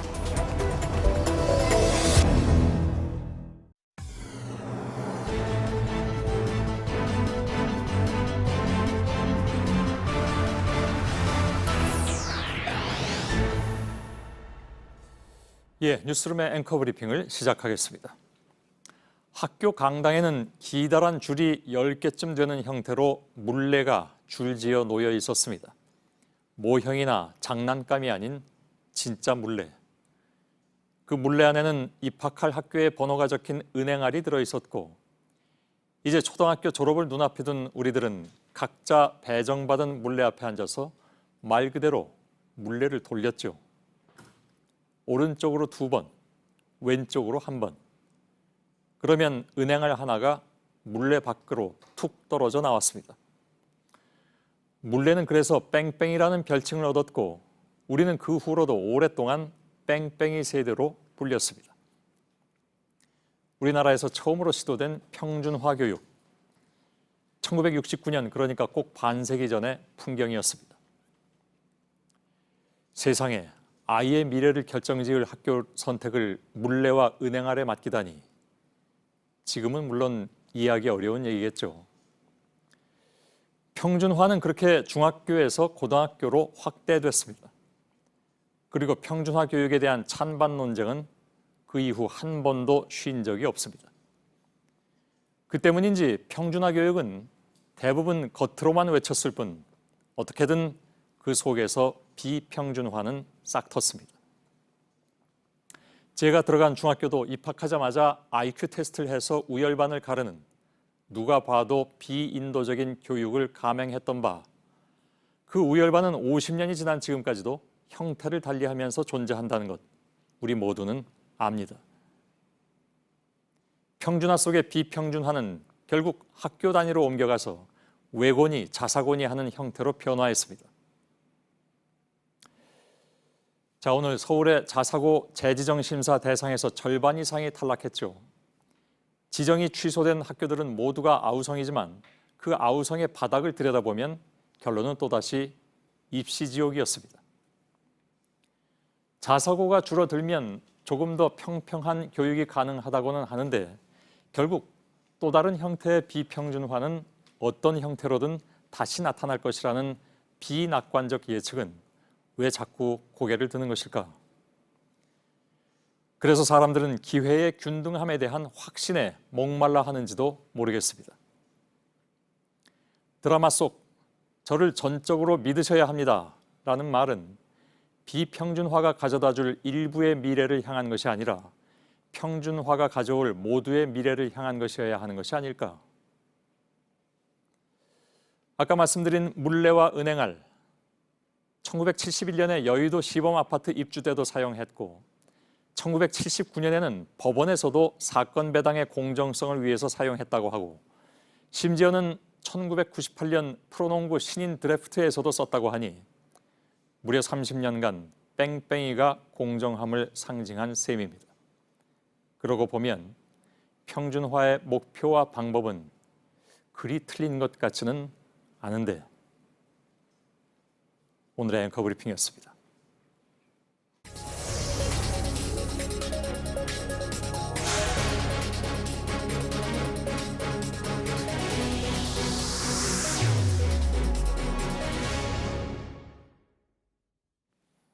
예, 서울의 자사고 8곳이 탈락했다는 소식이 전해지자 현장에선 엇갈린 반응이 나왔죠. 자사고와 학부모들은 각본에 짜맞춘 평가였다 이렇게 반발했고 전교조를 비롯한 교육단체에서는 나머지 자사고 5군데도 지정을 취소하라고 주장하고 있습니다.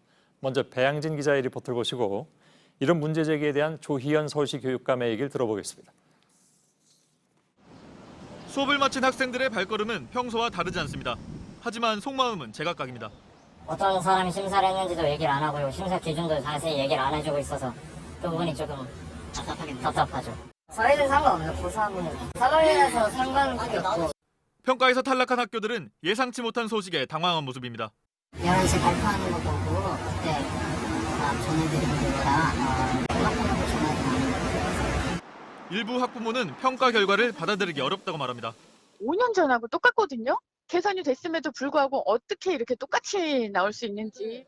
반면 전교조를 비롯한 교육단체들은 하나고등 나머지 5곳도 지정을 취소해야 한다고 주장했습니다. 자사고의 애초 취지대로 운영되는가에 대해서는 저희는 의문을 가질 수밖에 없습니다. 5학교에 대한 문제 제기 저희는 앞으로도 계속할 생각입니다. 서울시 교육청은 오는 22일부터 24일까지 탈락 학교를 대상으로 청문을 연 뒤 교육부의 지정 취소 동의를 요청할 계획입니다. JTBC 배양진입니다. 예, 자사고 측이나 학부모들의 얘기를 들어보면 기본적으로 평가를 믿지 못하겠다라는 것이죠. 법적 대응을 예고한 상태이기 때문에 파장이 좀 길게 갈 가능성도 있어 보입니다. 조희연 교육감이 지금 제 옆에 나와 계십니다. 어서 오십시오. 예, 안녕하세요. 예, 따져보니까 5년 만입니다. 그렇습니다. 그때도 자사고 재지정 심사 때문에 나오셨던 걸로 기억을 하고요. 그렇습니다. 저도 그렇게 기억을 합니다. 5년 후에는 또 뵐 수 있을지 모르겠습니다만. 아무튼 알겠습니다. 교육감이 마음만 먹으면 특정 학교를 배제하는 쪽으로, 그죠? 평가 지표하고 배정이 조정 가능했다라는 것이 지금 여기 반대하는 분들의 목소리입니다. 그러니까 다시 말하면 이제 짜맞추기다 이런 비판인데 여기에 대한 입장부터 좀 듣겠습니다. 예, 그 짜맞추기 평가라는 그런 의견에 대해서 예. 말씀을 드리기 전에 저는 그 자사고에 대해서 좀 일반적인 얘기를 조금 말씀을 드려야 될 것 길지 않게 같습니다. 해주십시오. 예. 저는 아까 브리핑에도 나왔습니다마는 기존에 우리가 우열반이 있었습니다. 학교 내에. 예. 근데 이 자사고는 학교 간에 우열반을 편성한 것에 다름아니다. 이렇게 예. 생각을 하고요. 사실 처음 자립형 자사고가 만들어진 게 2000년대 초반이니까 약 20년이 지났습니다. 예. 저는 이미 정책적 시효가 다 했다. 저는 이렇게 생각을 하고 이미 예. 이것이 우리가 꿈꾸는 미래지향적인 교육 모델이 아니다. 예. 저는 일반고의 틀 내에서 모든 일반고에서 다양한 교육이 가능한 방향으로 가야 되고 예. 고교 학점제라든지 이런 제도가 새로 시행되면서 그런 예. 가능성이 열려지고 있다. 그건 그렇게 알겠습니다. 생각을 하고요. 예. 제가 지금 드린 질문에 말씀하신 대해서- 예. 그 짜맞추기 평가가 아니냐 이런 부분에 대해서는 일단 저희는 철저하게 교육부 표준안을 따랐습니다. 예. 그리고 저는 시종 일관되게 평가위원들에게 전권을 위임하고 예. 합리적이고 공정하게 평가를 하시도록 예. 제가 뭐 이런 말씀을 드리면 뭐 믿지 않으실 수 있겠습니다만은 제가 초반에 평가위원이 누구였는지도 모를 정도였다. 예. 제가 그런 정도로 엄정하게 그리고 평가위원들의 자율적 평가에 맡겼다. 예. 이렇게 좀 말씀을 알겠습니다. 드리고 싶습니다. 그 오늘 사실은 뭐 교육감님만 나오셨기 때문에 예. 상대편이 안 나오셔서 예, 저는 뭐 어쩔 수 없이 상대편 입장에서 질문을 예, 드리겠습니다. 뭐, 예. 평가인이 누군지도 모른다고 초반에 예, 모른다고 초반에 하셨는데 그랬었습니다. 사실 이제 그 평가 받는 입장에서는 예. 평가위원도 교육감이 상당 부분 입김을 넣어가지고 자기 그 생각에 맞게 하는 것이 아니냐라는 의심을 갖고 있고 예. 그래서 이제 다 끝났으니까 예. 평가 끝났으니까 그럼 지금이라도 평가위원을 밝혀달라고 얘기하고 있습니다. 예. 그런데 이제 초반부터 자사고에서 그 지점을 요청을 했었습니다. 예. 그런데 이제 평가위원을 공개할 경우에 우리가 생각을 해보면 예를 들면 이렇게 될 겁니다. 아마 무슨 부작용이 있습니까? 신상털이 같은 것들이 엄청나게 될 것이고요. 예. 또 초반부터 만일에 그런 논의를 자사고에 요청을 했었습니다마는 예. 그럴 경우에 오히려 저는 평가의 공정성이 훼손될 여지가 있다 이렇게 예. 판단을 했고요. 저희가 실제 법률 자문도 정보 공개에 관한 그러니까 예. 정보 공개에 예외가 가능한지에 대한 법률 자문을 받은 결과 예. 일단 이런 경우에는 가능하다 이렇게 자문을 받았고 저희들도 그렇게 판단했고 이런 오히려 경우에 평가의 가능하다는 게 뭐가 공정성으로 그러니까 예. 비공개 그러니까 비공개가 예, 예. 평가위원을 비공개하는 부분에 대해서 그럼 앞으로도 가능하다. 평가위원은 계속 발표를 안 하십니까? 예, 저희는 지금 그렇게 판단하고 있고요. 예. 나중에 이제 일련의 과정에서 보면 뭐 법정 행정 소송이라든가 이런 과정들이 있으니까요. 예. 그 과정에서 뭐 법원이 판단한다면 이렇게 그때는 할 수도 발표할 있을 수 거다. 있다. 법원의 그렇게, 판단에 따라서. 예, 판단을 하고 예, 일단 있습니다. 알겠습니다. 근데 이 부분은 아무래도 뭐 교육부하고도 또 협의해야 되는 문제고 그렇기 때문에 예, 예. 그렇게 노력을 하겠습니다. 5년 전 평가에서 탈락한 5개 학교가 그대로 이번에도 포함이 됐습니다. 예. 근데 불만들이 있습니다. 뭐냐면 그 사이에 이제 향상이 없었다 이렇게 얘기는 하지만 그 당시에 5년 전에 불리하게 판단을 받은 그 부분에 대해서 예. 오히려 배점이 더 높아진 바람에 예. 어느 정도 개선을 했다고 해도 거기 맞출 수가 없어서 점수가 깎여버렸다라고 예. 주장하고 있습니다. 근데 저희는 이제 좀 의견이 다릅니다. 왜냐하면은 5년 전에 평가의 어떤 기본 지표들은 거의 유지가 됐습니다. 예. 뭐 부분적인 변화가 있다고 하면 뭐 교육청의 재량 점수가 10점에서 12점으로 예. 그다음에 감점의 폭이 좀 늘어난다거나 이런 정도의 변화가 있고 예. 점수도 70점으로 동일합니다. 그래서 그럼에도 불구하고 기준 미달 학교 수가 동일하다. 예. 그리고 심지어 대상 학교도 상당수가 일치한다고 하는 얘기는 예. 저희 입장에서는 5년 동안 여러 가지 교육 과정이라든가 학교 교육 활동 개선을 위한 예. 노력이 좀 미흡했다고 평가받을 수 있다. 그럼 제가 이거 저희는 잘못 또 전달 아쉽게 예, 제가 잘못 전달받은 건가요? 예. 그러니까 사회 통합 전형 대상자 선발 문제라든가 예. 아니면 재정 지원 문제 같은 경우에는 예. 5년 전에 이 학교들이 사실은 좀 좋은 점수를 받지 못해서 예. 그걸 5년 동안에 개선하려고 했지만 유독 그 왜 우리가 불리한 부분만 배점이 더 높아져 가지고 노력을 해도 소용이 없게 만드느냐라는 그러니까 불만인 것 같습니다. 이번에 이게 32개, 6개 항목에 32개 지표가 있습니다. 예, 예. 그래서 그것이 총점을 통해서 탈락 여부가 결정되는 것이기 때문에 예. 하나의 점수 차이를 가지고 탈락했다고 항변하기는 예. 그리고 이제 전북의 경우에는 사회통합 전형이 논란이 됐습니다마는 예. 서울의 자사고의 경우는 사회통합 전형의 점수가 20% 아니 비율이 20%로 예. 일관되게 유지되어 있었기 때문에 그 부분도 크게 논란이 없는 예. 이런 것으로 저희는 말씀드릴 알겠습니다. 수가 있겠습니다. 일단 그 말씀하신 답변에 대해서는 또 반론이 나올 텐데 그건 예, 저희들이 나중에 충분히 저희한테 또 연락이 논의를 오면 할 수도 반영을 있을 하도록 것 같습니다. 하겠습니다. 예. 반대로 이 경우에 이제 그 자사고에서 탈락한 것에 대한 반론인데 예. 자사고에서 탈락 안 시킨 것에 대한 반론도 있습니다. 예, 예, 예. 예, 예를 들면 하나고 같은 경우에 2015년에 입시 부정 의혹이 있었기 그렇습니다. 때문에 예. 그 부분에 대해서 교육청이 감사했는데 그 당시에 감사 감점이 12점, 그러니까 거의 최대 점수더군요. 그렇습니다. 예. 감점 규모로서는. 예, 예, 예. 근데도 어떻게 살아났느냐? 그러니까 예를 들어서 지속적으로 그런 문제가 있었음에도 불구하고 그거는 한 덩어리로 쳐서 감점을 이번에 1점밖에 안 했기 때문에 예. 건수가 아무리 많아도 벌점은 하나더라. 예. 이렇게 해가지고서야 어떻게 문제가 있는 학교를 탈락시킬 수 있느냐라는 예. 것이 자사고 폐지론자들의 입장입니다. 예.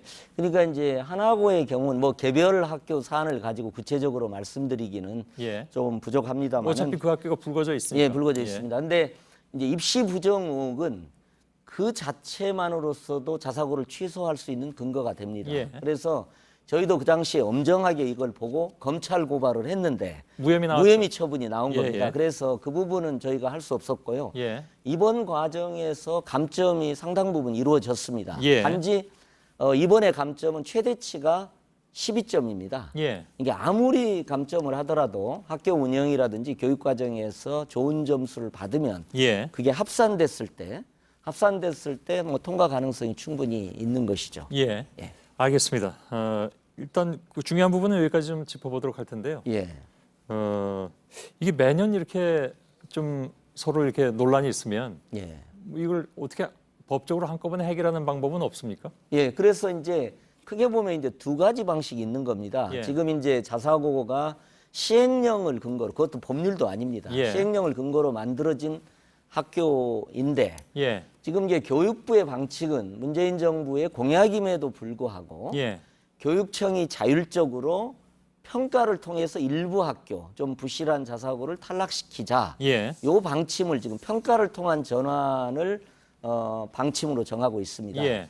근데 저희도 그 방침에 따라서 정말 표준안을 따라서 했는데 예. 저는 이제 이렇게 지금 요청을 드리고 싶어요. 그렇게 해보니까 평가 지표가 80점, 70점 이렇게 커트라인의 차이도 문제가 되고 예. 지표에 관한 논란도 있기 때문에 예. 오히려 문제가 크다. 그렇기 때문에 이제 본격적으로 저는 이번 평가를 마치는 국면에서 저는 국가교육위원회를 통해 국가교육회의를 통해서 예. 좋고요. 교육부가 저는 국민적인 논의를 본격적으로 한번 할 때가 됐다. 예, 알겠습니다. 저 입장에서는 제도적 폐지의 방향으로 예. 담대하게 가는 게 필요하지 않느냐. 예. 시대적 소명이 저는 자사고가 다 했다고 보고 예. 모든 일반고에서 서민의 자녀가 다니는 일반고에서 예. 저는 다양하고 창의적인 교육을 모든 학생이 향유할 수 있는 방향으로. 그건 알겠습니다. 가야 된다. 이제 그것이 너무 지나치게 이상적이다라는 비판도 물론 있다는 걸 잘 알고 계실 테고 예. 그에 대한 답변은 아까 처음에 하신 걸로 가름하도록 하겠습니다. 예. 그래서 이건 그렇게 쉽게 끝날 논쟁거리는 아닌 것 같은데요. 네, 그렇습니다. 무엇보다도 이제 학부모들 입장에서는 예. 아마 그런 걱정을 하실 것 같습니다. 지금 말씀하신 대로 그렇게 한다 한들 예. 과연 지금 말씀하신 그 이상적 교육이 예. 가능하겠느냐? 뭐 저는 말씀대로 그게 잘 안 됐기 때문에 자사고도 생기고 못도 생기고 특목고도 생기고 그래왔던 것이 아니냐 우리 예. 교육 현실이. 예. 근데 그에 대한 얘기는 사실 여기서 더 짧게 나눌 수는 없는 저도 문제여서. 한마디만 더 말씀드리고 싶습니다. 예. 나중에 예. 되면 좀 듣도록 하겠습니다. 예. 저희는 오늘 또 이게 반대하는 분들의 입장을 좀 대변해서 예, 저도 말씀드렸습니다. 학부모님들이 예. 이 전환 과정에서 아무래도 아이들 문제이기 때문에 예. 불안하시는 부분도 많이 있습니다. 알겠습니다. 그래서 전환 과정에서 학생들이 피해가 가지 않도록 예. 여러 가지 행정적, 재정적 지원을 포함해서 예. 여러 가지 노력을 하겠다는 말씀드리고요. 아무래도 자녀를 두는 학부모님 입장에서는 여러 가지 이런 사태가 안타까우실 거라고 생각합니다. 예, 알겠습니다. 그래서 저도 여러 가지 안타깝게 생각하고 예. 또 죄송하게 생각하는 지점까지 있다. 이런 말씀도 드리고 싶습니다. 예, 조희연 교육감이었습니다. 말씀 잘 들었습니다. 예.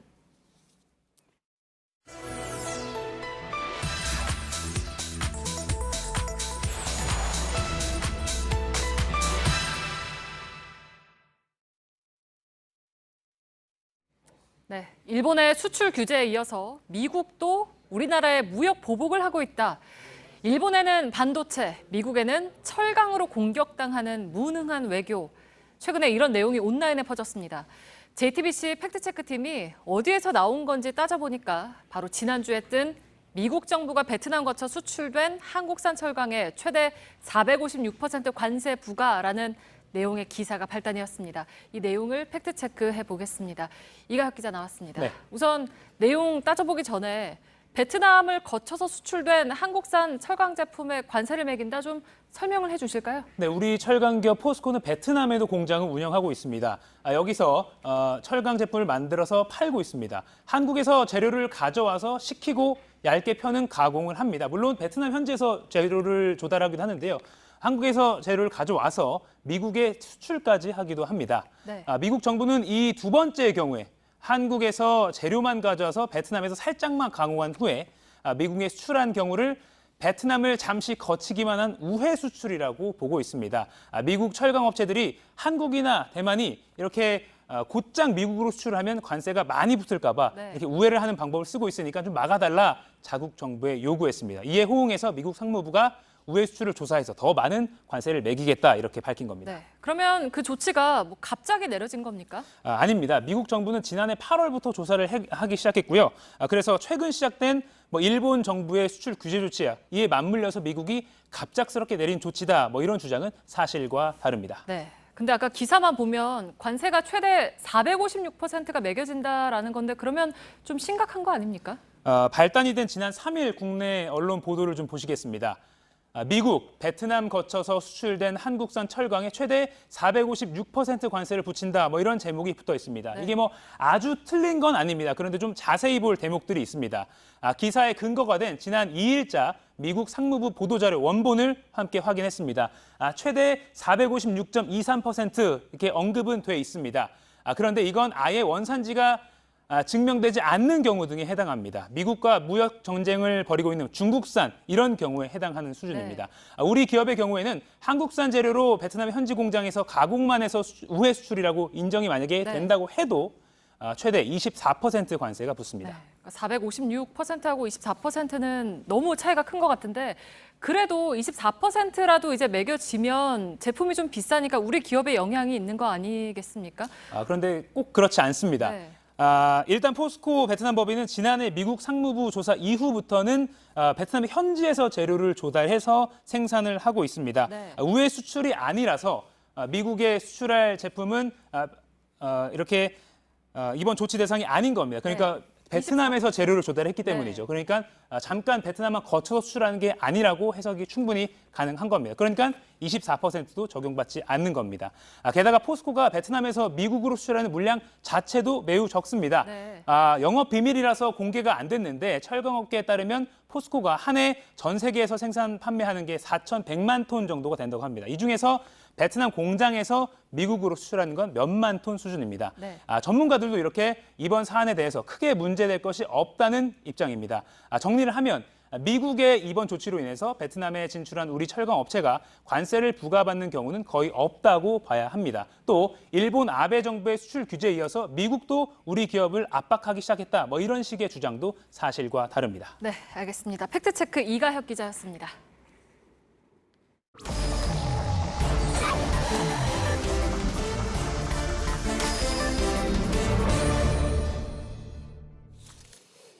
예, 비하인드 뉴스를 시작하겠습니다. 박성태 기자 나와 예. 있습니다. 자, 시작할까요? 예, 첫 키워드는 선후배 점입 가경으로 잡았습니다. 선후배라면 누굴 얘기하는 겁니까? KBS 선후배고요. 따지고 보면 청와대 대변인의 선후배도 됩니다. 알겠군요. 예. 예, 지난 5일 민경욱 한국당 의원이 페이스북에 올린 글이 시초였습니다. G20에서 오사카에서 문재인 대통령의 행방불명 사건이 사건 동영상이 온라인을 달구고 있다라고 했는데요. 아시다시피 이 뉴스는 팩트체크해서 팩트를 체크했는데 팩트가 아니라고 밝힌 바가 있습니다. 예. 며칠 전에 그래서 고민정 대변인이 라디오 인터뷰에서 황당한 얘기였다. 민 의원이 청와대 대변인까지 했는데 어떻게 기사 쓰고 브리핑하셨는지 뭐 궁금할 따름이다 라고 표현을 했습니다. 예. 그러자 바로 민경욱 대변인이 반박을 했는데요. 본인은 방송대상, 특종상, 이달의 기사상을 다 받았다. 그러니까 유능한 기자였다라는 걸 좀 내비쳤고요. 그리고 본인의 2년 대변인 생활은 당시 1호 기자, 흔히 청와대 기자를 은어로 1호 기자라고 하는데요. 예. 청와대 출입 기자들에게 여쭤보기 바라오라고 했습니다. 제가 그래서 당시 다른 매체에 청와대 출입 기자에게 민경욱 대변인이 어땠는지 물어보니 예. 나름 괜찮았다라고 했습니다. 다만 그 전에 윤창중 대변인, 김행 대변인이 있고 공석도 좀 돼 있어서 예. 기저 효과도 약간 있었던 것 같다라는 표현까지 덧붙였습니다. 아, 그 평가한 사람이요? 예, 그렇습니다.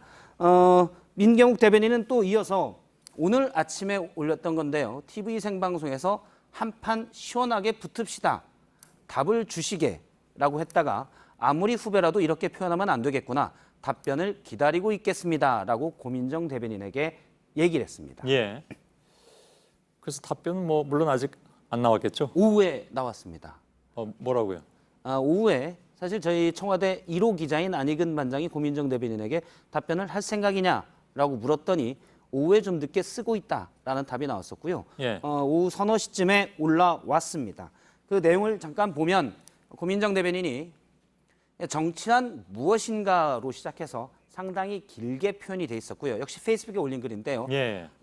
지난 G20, 오사카 G20에서 문재인 대통령이 일정이 많았다는 것을 알리려는 취지로 당시 1호 기자들은 새벽 3시가 돼야 노트북을 닫을 정도였다라고 했습니다. 예. 그러면서 대한민국 정치의 격을 높여달라라고 민경욱 대변인에게 충고하듯 얘기했습니다. 예. 그러자 바로 또 1시간도 안 돼서 이거 언제 끝납니까? 이제 마지막입니다. 예. 토론 생방송에서 붙읍시다 했는데 거기에 대한 답이 없다라고 얘기하면서 고민정 대변인에게 브리핑 자료는 어떻게 써야 하는지 고저장단은 잘 지키는지 알고 싶으면 직접 문의해달라고 했습니다. 예. 바로바로 대응을 해서 혹시 페이스북 친구인지 알아봤는데 친구는 아니었습니다. 예. 뭐 저기에 대한 답은 물론 아직 없겠죠. 예, 제가 들어올 때까지 확인한 건 안할 것 없었고요. 안 할 것 같긴 합니다. 전현직 대변인이 어쨌든 설전을 벌였는데 두 사람의 주목도는 일단 올라가게 결과적으로 됐습니다. 예. 자, 두 번째 키워드로 넘어가죠. 두 번째 키워드는 사퇴하세요로 잡았습니다. 예. 어느 또 의원분이 생각이 나는데 그분 얘기는 아니죠? 예, 아닙니다. 한국당 내부 인사에 대해서 한국당에서 사퇴 압박하는 현상들이 최근에 벌어지고 있습니다. 예. 먼저 첫 번째 사례는 박순자 의원인데요. 국토위원장을 맡고 있습니다. 그런데 한국당은 한국당 핵심 관계자는 사퇴를 않고 버티면 윤리위에 회부하겠다. 오늘까지라고 했는데요. 제가 8시에 확인한 걸로는 사퇴는 아직 안 했습니다. 예. 뭘 그렇게 잘못했나요?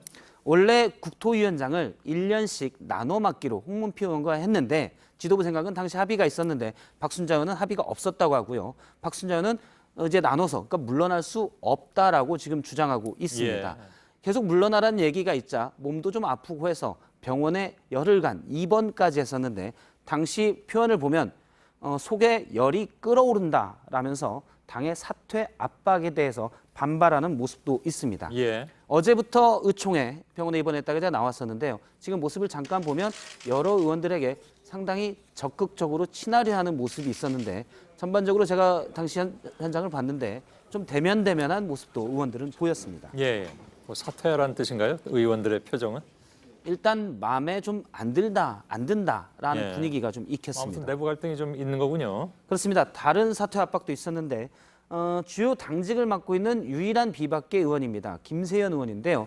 여의도 연구원장을 맡고 있습니다. 그렇죠. 여의도 연구원장은 상당히 중요 당직인데 당내에서 사퇴 압박을 받고 있다는 것이 오늘 밝혀졌습니다. 예. 저희 기자가 확인을 해보니 김세연 의원 측에서는 박맹우 사무총장으로부터 사실상 사퇴 전화를 받았다. 그렇지만 나는 절대 물러날 생각이 없다라고 의원 측에서 얘기를 했습니다. 왜 물러나라고 합니까? 일단 명분은 김세연 의원이 이번에 보건복지위원장도 맡게 됐는데 중요한 두 가지 중책을 맡게 됐으니 힘들지 않겠냐. 예. 그러니 여의도 연구원장은 내려놔라 라는 게 당의 입장인데요. 예. 하지만 당내에서 보기에는 여의도 연구원장에서는 주로 이제 정책을 연구하고 또 여론조사를 집행을 하는데요. 예. 이 여론조사가 총선 공천에서 주요한 자료가 됩니다. 그래서 여의도 연구원장이 당내 개파에서 요직으로 꼽히는데 예. 비주류인 비박계가 가지고 있으니 이제 접수하려는 것 아닌가라는 해석이 나오고 있습니다. 예. 뭐 원칙적으로 보면 여론조사는 그냥 그게 과학적으로 하면 예. 사회과학적 어떤 그 기준을 잘 지켜서 하면 그 누가 맡은 결과야 그냥 같은 거 아닌가요? 근데 그게 그렇게 신경 쓰인 모양이네요. 예를 들어서 질문의 토시 하나를 어떻게 바꾸느냐에 따라서 그렇죠, 그건 결과들이 있죠. 바뀔 수가 있기 때문에 예, 예. 상당히 신경들을 쓰고 있습니다. 세 번째 키워드는? 세 번째 키워드는 우수의 기준으로 잡았습니다. 예. 오늘 한국당에서 몇몇 우수 의원에 대한 표창을 했습니다. 예. 잠시 표창의 그 표창사를 들어보도록 하겠습니다. 예. 국회의원 염동열 의원님께서는 투철한 국가관과 확고한 내낭심으로 의회 민주주의를 수호하는 데 기여한 바 커 이에 표창장을 드립니다. 예, 잘 들었습니다. 예, 상장과 부상으로는 외식 상품권도 수여가 됐습니다. 아, 그런가요? 예. 나경원 원내대표가 기념 촬영을 하기도 했는데요. 그런데 오늘 우수상을 받은 의원들 몇몇을 자세히 보면 논란이 있는 의원들이 좀 있습니다. 예. 예를 들어 지금 상을 받고 있는 염동열 의원은 강원랜드 채용 비리로 현재 1심 재판이 진행 중입니다. 예. 그리고 다른 의원 모습을 한번 보면 최규일 의원의 경우 예전에 뉴욕을 출장 갔을 때 스트릿바를 방문한 논란으로 좀 많이 얘기가 됐었고요. 예. 이채익 의원의 경우는 최근에 행안위 간사인데 경찰에 수사 자료를 요구해서 외압 논란을 빚기도 했습니다. 예. 다 사실은 우수했다기보다는 논란이 좀 된 의원들이 많이 있었는데요. 그래서 우수의 기준으로 보면 사실은 우수했다기보단 고생했다라는 예. 취지가 아닌가 이렇게 생각이 되는데 물론 누구의 관점에서 과연 고생했냐 이 부분은 따로 생각해 봐야 될 것 이건 뭐 같습니다. 당내 행사니까요. 예. 박성태 기자였습니다. 수고했습니다. 네, 내일 장마전선의 영향으로 전국에 비가 오겠습니다. 모레까지 강원 영동엔 최고 150mm, 수도권과 강원 영서, 영남과 제주에는 최고 60mm의 비가 올 거란 예보입니다. 강원 영동을 비롯한 동해안 지역엔 시간당 30mm를 넘는 강한 비가 예상됩니다. 저희들은 내일도 최선을 다하겠습니다. 여러분 고맙습니다.